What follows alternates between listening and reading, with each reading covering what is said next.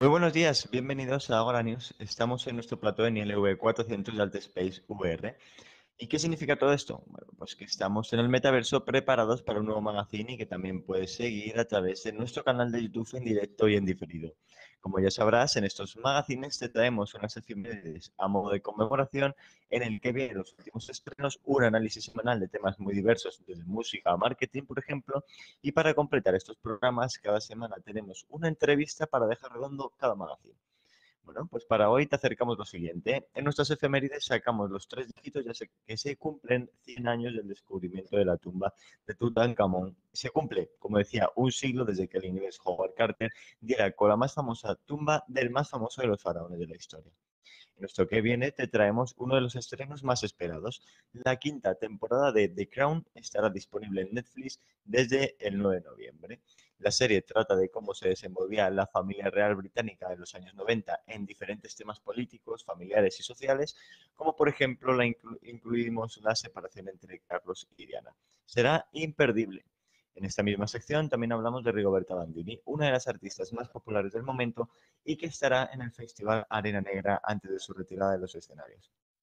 Por último, para nuestro análisis semanal veremos las Meta Quest Pro, que es el último lanzamiento de Meta con sus gafas, de realidad virtual y que vienen para revolucionar el metaverso y el mundo tal y como lo conocemos. Y para nuestra entrevista estará la doctora Nagore Urrestarazu. Buen momento para interesarnos por nuestra salud visual. Para nuestras efemérides, bueno, como os comentaba antes, tenemos unas efemérides redondas. ¿Y por qué digo esto? Bueno, pues porque se cumple un siglo, 100 años, del descubrimiento de la tumba de Tutankamón. En 1922, el inglés Howard Carter dio con la entrada del sarcófago de un faraón que se ha convertido en el más famoso de la historia. 3000 años estuvo el faraón reposando en el Valle de los Reyes hasta que el intrépido Carter dio con este complejo funerario cerca de Luxor, y en el que se encontraron 5000 objetos relacionados con el mundo egipcio. Ahora ya sabes un poco más sobre Tutankamón, perteneciente a la 18ª dinastía y que reinó durante 10 años. Para el que viene, como te comentaba antes, llega a Netflix la quinta temporada de The Crown. La popular serie nos cuenta la historia del reino de Isabel II, la reina de Inglaterra. En esta encontramos cómo tienen que enfrentarse a complicadas situaciones políticas, sociales e incluso algunas que tocan y dañan a la familia real inglesa, como puede ser la relación entre el príncipe Carlos y la princesa Diana. Creada por Peter Morgan, desde el 9 de noviembre podremos ver la nueva secuela de esta popular serie que nos acerca a los entresijos de la recién fallecida la reina Isabel y que estuvo en el trono durante 70 años. Cambiando de tono, llegamos a la música, concretamente a la de Rigoberta Bandini. La catalana está de celebración al igual que sus miles de fans. Nuevas canciones, su hijo o los conciertos son temas para poder hacerlo. Bueno, nos vamos a centrar en esto último. La famosa cantante y que se llegó a la fama con Ay Mamá, con la que quería representar a España en Eurovisión, llega ahora y casi a modo de despedida a Fuerteventura con el festival Arena Negra, en el que también va a ser quieres perder, seguro que no. Para nuestro análisis semanal nos ponemos las gafas y no son las que yo suelo llevar, sino las de realidad mixta de Meta, las que es Pro y que ya hemos podido probar. Son más ligeras, cómodas y permiten visión periférica. El nuevo producto del gigantesco imperio de Zuckerberg llega a los mercados con muchísimas promesas. ¿Conseguirá cumplir todas? Déjanoslo en comentarios. El propio Meta dice en su página web que sus gafas son las más avanzadas hasta la fecha y que ofrecen infinitas posibilidades. Estas gafas nos permitirán conectar realidad virtual con mixta y con la primera de las realidades, la que nosotros podemos ver, oír e incluso sentir. 1.800 euros tienen la culpa y también la potestad de acercar a personas desde cualquier parte del mundo como nunca se había hecho, de manera inmersiva. Estas mismas gafas las vas a poder usar en el metaverso, con todas las aplicaciones de las que podrás disfrutar gracias al Meta Store. Recuerda, nosotros podemos ofrecer a cada empresa y persona experiencias únicas en el metaverso, como por ejemplo nuestros populares bautismos. Ve a nuestro blog y consulta cómo lo hacemos. Bueno, con esto llegamos al final de nuestro magazine en su parte más informativa y tenemos una entrevista que va a ser sin duda interesantísima con Nagore Urrestarazu, oftalmopediatra en el Instituto Clínico de Oftalmología de Bilbao. Nagore Urrestarazu es oftalmopediatra del Instituto Clínico de Oftalmología de Bilbao. ¿Qué significa esta profesión, Nagore? ¿A qué os dedicáis? Hola, buenas. Pues los oftalmopediatras nos dedicamos a la parte de la oftalmología que se dedica a revisar y a cuidar de la salud visual de todos los niños, pues en edades comprendidas desde el nacimiento hasta los 18 años y más allá, porque muchas patologías, aunque el paciente cumpla 18 años, hay que seguir revisándolas. Pero en principio, pues es el cuidado, la atención, la prevención y el tratamiento de las patologías más frecuentes en la infancia a nivel visual. ¿Por qué se hace esa distinción? ¿Por qué no es un oftalmólogo el que trata siempre y por qué hay esos cambios, ¿no? Me imagino, en la visión con respecto a niños y ya adultos. Bueno, pues normalmente en oftalmología, como en la mayor parte de las especialidades de medicina, se ha tirado en los últimos años a subespecializar. Y bueno, pues hay oftalmólogos que se dedican a la parte de retina, otros a la parte de córnea, y en principio se ha creado la sección de pediátrica, pues porque las patologías tienden a ser, bueno, en principio el paciente es distinto al adulto, es un niño y tiene patologías propias de su edad. Es decir, se tratan de manera distinta muchas veces a lo que tratamos en los adultos y bueno, pues es una especialidad, la verdad que tenemos muchísimo trabajo y tenemos muchísimas patologías propias con tratamientos específicos que normalmente un oftalmólogo general pues no está acostumbrado a ver y a tratar. Cuando dices que tenéis muchos casos o que hay determinadas enfermedades, determinados problemas, ¿son la mayoría genéticos o se van adquiriendo con el paso de los años en estos niños? Pues bueno, hay de los dos tipos. Hay patologías con las cuales los niños nacen, como puede ser, por ejemplo, una catarata congénita, que en este caso el tratamiento sería quirúrgico y es una cirugía distinta también a cómo sería la cirugía del adulto y el tratamiento y la rehabilitación posterior. Y luego hay patologías que conforme el niño va creciendo pueden ir haciendo su aparición. Pues, por ejemplo, el estrabismo puede aparecer, puede estar presente desde el nacimiento, pero en otros casos aparece a partir de los 6 meses o incluso más tarde, a partir de los 2 años de vida. Y luego la graduación, digamos, la refracción, los problemas de gafas de niños suelen ser particulares con respecto al adulto. Sobre todo porque la visión en el niño es un proceso en desarrollo, es decir, el niño va desarrollando y adquiriendo visión a lo largo del crecimiento y de sus primeros años de vida y por eso es imprescindible que sea visto pues, por un especialista en la materia que esté habituado a tratarles. ¿Cuáles son los principales problemas que os encontráis en niños?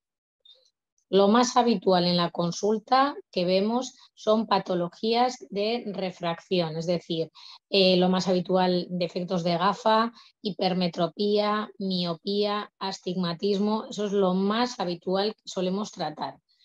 También es muy frecuente el estrabismo, la desviación ocular, que puede presentarse de forma convergente, es decir, que tuerce los ojos hacia adentro, o bien divergente hacia afuera o también estrabismos de tipo vertical. Eso también es bastante común que nos encontremos en la consulta.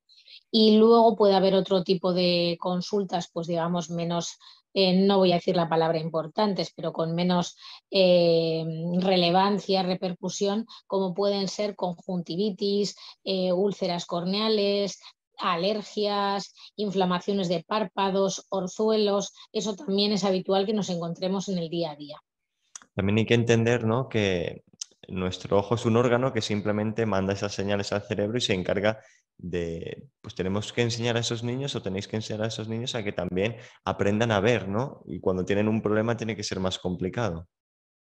Bueno, más que enseñarles a ver, a que aprendan a ver, lo que hay que hacer si tienen una patología, como has dicho, hay que tratarla lo antes posible porque su cerebro está en pleno maduración durante toda la edad pediátrica, pero eso tiene un momento en que acaba. Es lo que se llama la plasticidad cerebral. Es decir, Ujú. durante los primeros años de vida tienes un periodo ventana, que solemos denominar, para tratar estos problemas que puedas tener y conseguir una mejora. Por ejemplo, si tienes un ojo vago, tienes un periodo limitado para actuar sobre ello. Es decir, a partir de los 9-10 años, esa plasticidad cerebral va a disminuir, va a caer y ya no vas a poder actuar sobre ello. Por eso es cierto que es muy importante pues, hacer las revisiones en edades tempranas para poder coger todos los problemas a tiempo y hacer los cambios oculares, es decir, ponerle la graduación correcta para que le llegue esa imagen bien definida a la retina, una imagen nítida para que a nivel cerebral se pueda desarrollar esa parte del cerebro encargada de la visión del ojo. Sí, porque luego al final también afecta, ¿no?, a la forma de vida que puedes tener. Es decir, si no ves bien, pues a lo mejor tu psicomotricidad, tu lateralidad es completamente distinta a la que puede tener un niño con una visión más o menos sana, ¿no? Bueno, pues en principio, si tienes un estrabismo, por ejemplo, es más difícil que tengas una visión en 3 dimensiones si no haces el tratamiento adecuado.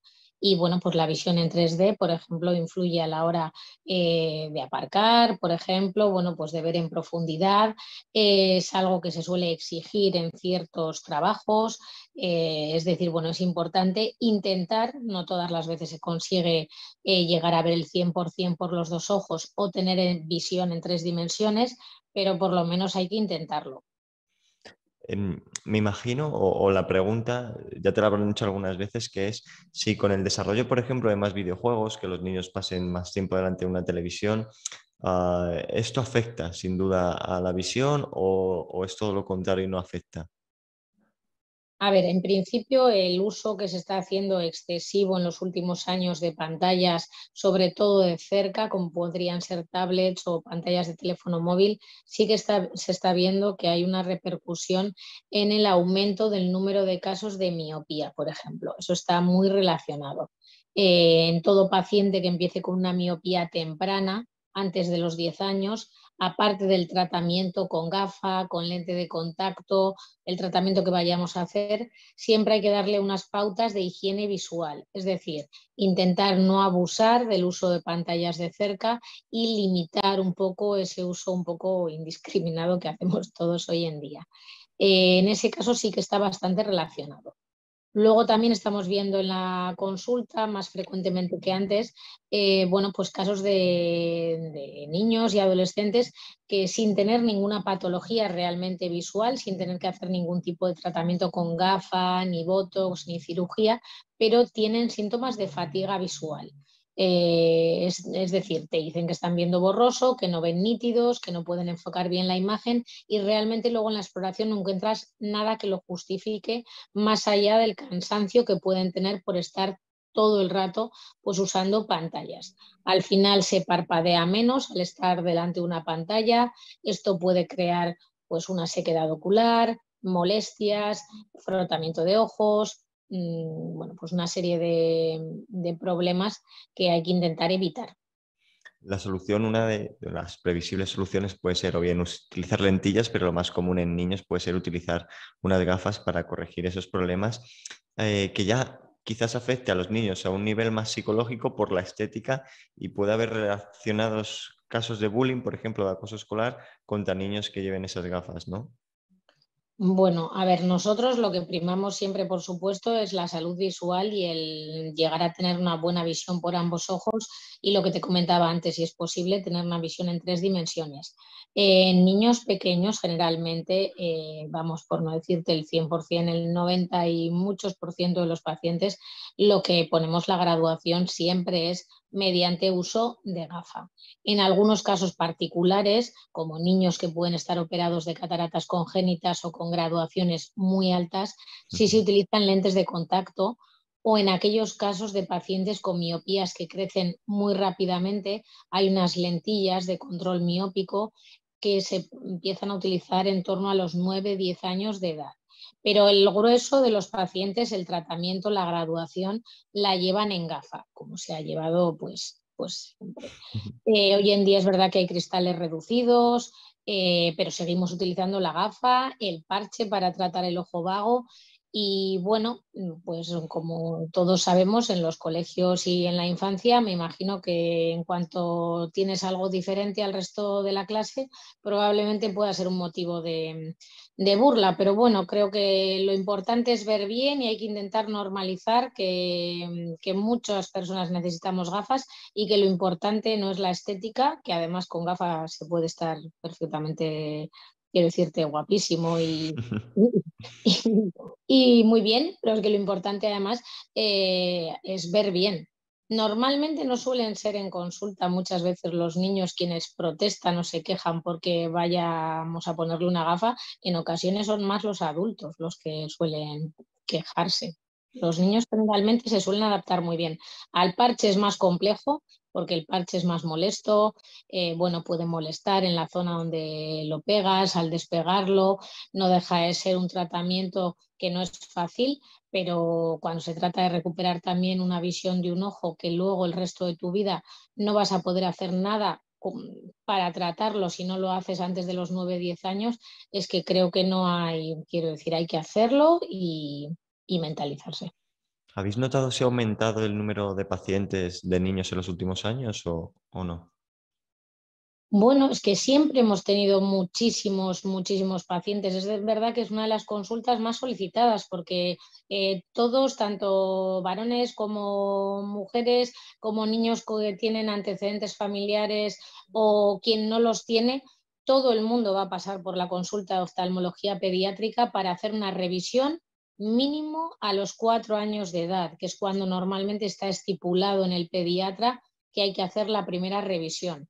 En algunos casos se les ve antes, bien porque aparece una patología o bien porque hay antecedentes familiares. Y bueno, sí que es cierto que igual en los últimos años, yo llevo trabajando 16 años y sí que tenemos un volumen mayor de pacientes, pero no sé si es porque también cada vez los padres estamos más concienciados de la salud visual y que hay que hacer las revisiones pertinentes. Sí que es verdad que se ve mucha gente y probablemente más pacientes que antes, pero yo creo que es más porque estamos concienciados. Luego es cierto que, por ejemplo, hay patologías que están, bueno, pues están presentando más de manera más habitual que hace años, como puede ser la miopía en la adolescencia, y eso sí que lo relacionamos un poco con el uso de pantallas, de móviles, pero bueno, a nivel estrabismo creo que tratamos el mismo volumen que tratábamos anteriormente. Hay cosas que no han cambiado. ¿Y han evolucionado los tratamientos? Bueno, pues lo principal, la principal revolución que tenemos en oftalmología pediátrica en los últimos años ha sido el uso del Botox, de la toxina botulínica, que es pues muy conocido a nivel estético, pero se utiliza a nivel médico en muchas especialidades. En urología, se utiliza en rehabilitación y en oftalmología se utiliza desde el año 81, pero ha sido sobre todo en los últimos 15 años cuando lo hemos empezado a utilizar en la práctica diaria.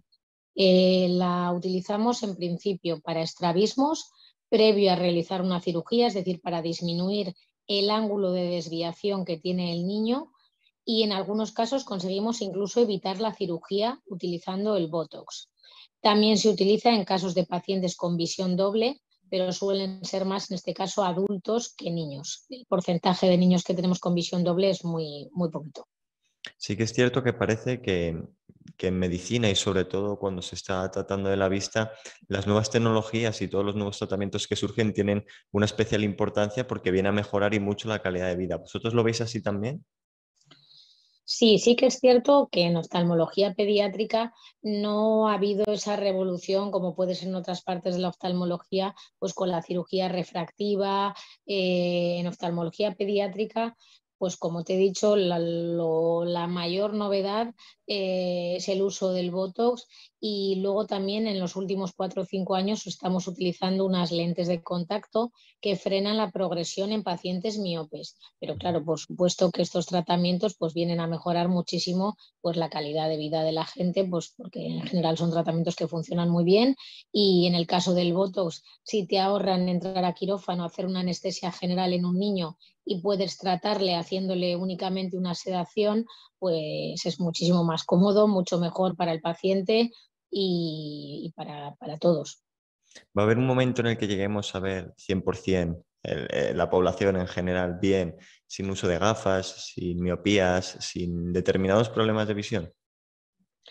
Bueno, eso no me correspondería a mí responder, porque yo me ocupo de la parte de oftalmología pediátrica, y ahí en principio lo que hacemos es tratar el defecto de refracción que tengas mediante el uso de gafas o de lentes de contacto. Ya en la edad adulta, si te refieres a quitar lo que es la graduación, bien con láser o bien con una cirugía con una lentilla intraocular, eso ya les corresponde a los compañeros de refractiva. Ya hoy en día se puede hacer cirugías de la mayor parte de los defectos de graduación, pero evidentemente pues también tiene sus riesgos. Quiero decir, cuando es una cirugía nunca está exento de riesgos. Nosotros en la edad pediátrica nos limitamos, que no es poco, a mejorar la agudeza visual, la visión, a que el paciente desarrolle una visión que llegue al 100% por los dos ojos, que esté bien corregido, y en el caso de tener, por ejemplo, un estrabismo, a que estéticamente se encuentre pues lo mejor posible. Sí que es cierto que tiene que haber también una parte de prevención. ¿Tú crees que se hace? Bueno, yo creo que lo más importante, que es estar concienciado que hay que ir a la consulta a hacer unas revisiones para prevenir el que pueda haber un problema y no te puedas dar cuenta y no lo trates a tiempo. Yo creo que eso en general la mayor parte de la población está súper concienciada. Los padres traen a la consulta a los niños en torno a los 3, 4 años. Es raro el que no haya llevado a sus hijos a la consulta del oftalmólogo pediátrico. En ese aspecto yo creo que totalmente. Luego ya si hablamos pues de la higiene visual o el abuso que podemos hacer todos, me incluyo, de las nuevas tecnologías, pues yo creo que ahí no lo hacemos bien, y los niños están expuestos a demasiadas horas diarias a pantallas de cerca. Pero es verdad que es un poco pues la época en la que nos ha tocado vivir, y es muy, muy difícil cambiarlo, porque en el colegio a partir de los 8, 9, 10 años muchos me comentan que ya tienen tablet en clase, en casa, perdón, estudian también con tablet, entonces es muy complicado. Yo les suelo decir que el tiempo de ocio intenten utilizarlo para salir a la calle, hacer deporte, que el ojo enfoque de lejos y que relaje un poco, pero es muy difícil. En ese aspecto yo creo que no lo hacemos bien, pero básicamente porque nos ha tocado vivir en esta época. Sí que es cierto que sobre todo los niños son más vulnerables a ese tipo de impactos de videojuegos, de colores, de sonidos, y es algo que es completamente adictivo. Entonces, siempre hay que combatirlo no solo con la prevención, sino también con una posterior actuación una vez haya pasado ese problema. Y es la pregunta, ¿cómo vosotros veis o cómo se puede mejorar esa atención al paciente después de una resolución de ese problema, de ese conflicto con sus ojos? ¿Y qué aspectos quedan todavía por mejorar aún? Bueno, a ver, nosotros realmente les podemos aconsejar a los pacientes en cuanto al uso de los videojuegos o, digamos, de las tablets, de las pantallas de pequeño tamaño con respecto a su salud visual. Luego, en otros aspectos de adicción, ahí ya entrarían otros especialistas que no seríamos nosotros o bien sus propios padres. Después de haber tratado el problema, cuando tratamos bien sea un defecto de graduación o un estrabismo, pues siempre intentamos luego en todas las consultas hacer las indicaciones pertinentes para que no haya un abuso de estas tecnologías, pero claro, luego tampoco estamos nosotros en casa del paciente, claro. Sí, porque si no, no salía en caso, ¿no? Es que, mira, ayer mismo en la consulta estuve hablando con un adolescente que estaba haciéndose miope y le dije, bueno, hay que procurar limitar el uso de pantallas, del móvil. Y en cuanto me levanté, estaba hablando con la madre y me di la vuelta, tenía el móvil ya sacado del pantalón del bolsillo y estaba whatsappeando y nos estuvimos riendo porque dije, no ha esperado ni a salir de la consulta para disimular, o sea, lo está haciendo dentro. Entonces, bueno, es que es muy complicado, es muy complicado.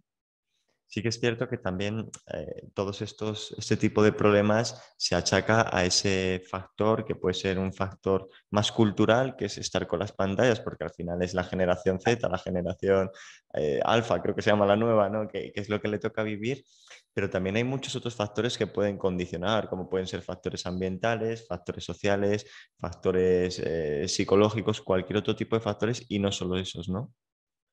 A ver, en principio, el factor que más va a condicionar las patologías visuales que vayas a presentar es el factor genético, es decir, lo más importante es hacer una historia clínica del paciente donde siempre tienes que preguntar los antecedentes familiares si son conocidos, oftalmológicos, de la madre, del padre y luego factores médicos no oftalmológicos también, porque en muchas ocasiones muchas patologías están determinadas pues porque tengas alguna patología neurológica, es decir, hay que hacer una buena historia clínica del paciente desde el momento del nacimiento, del parto y pues saber reconocer bien toda la historia del paciente.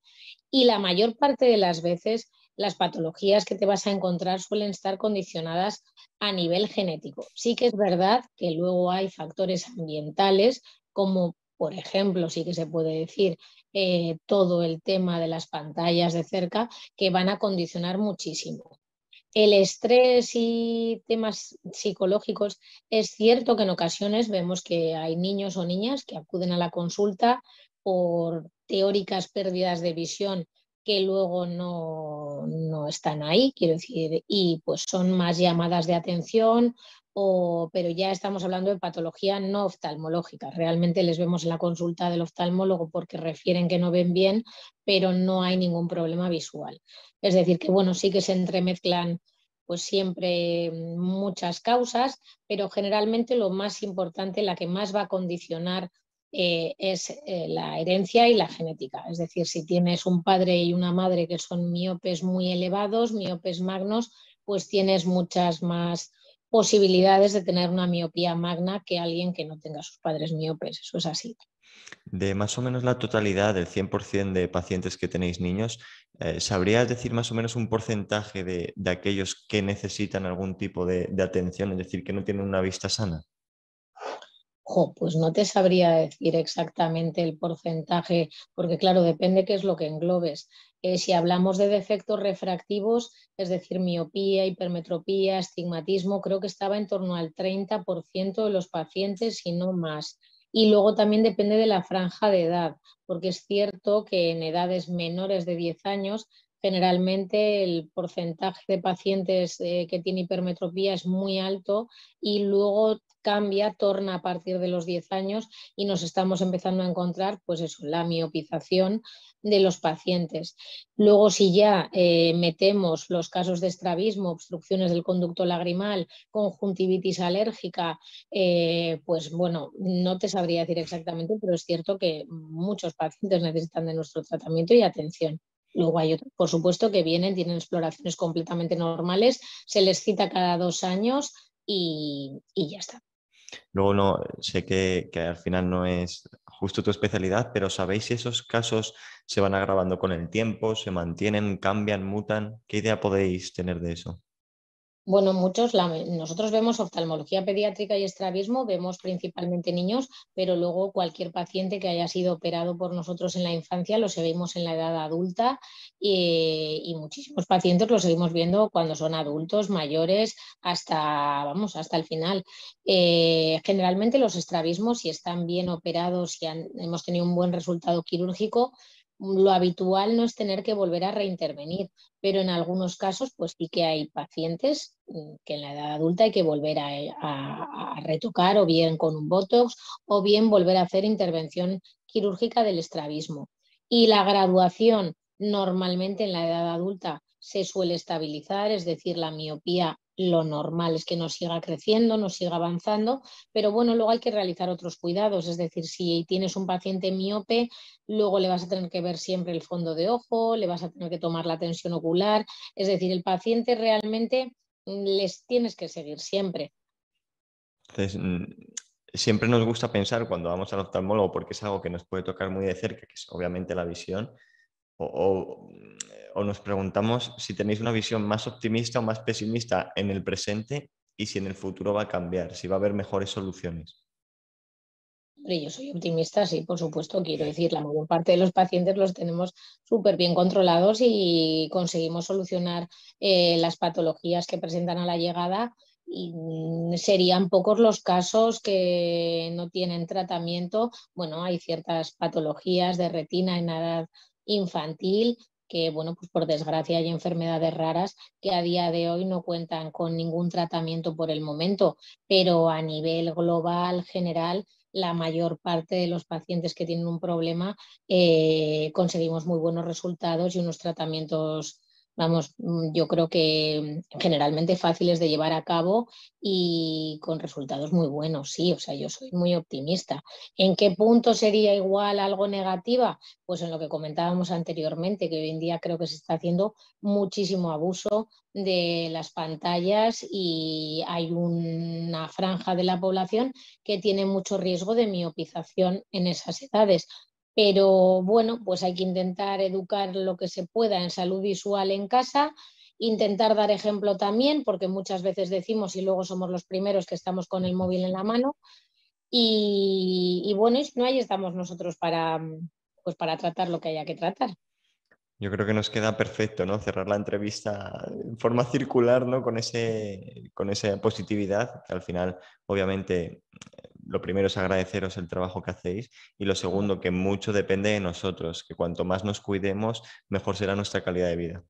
Sí, lo más importante yo recalcaría siempre que es una prevención llevando al niño a la consulta, porque muchas veces los propios padres dices, jo, no nos habíamos dado cuenta, el niño no nos había dicho nada. Para mí eso es lo más importante, perdón, lo más importante.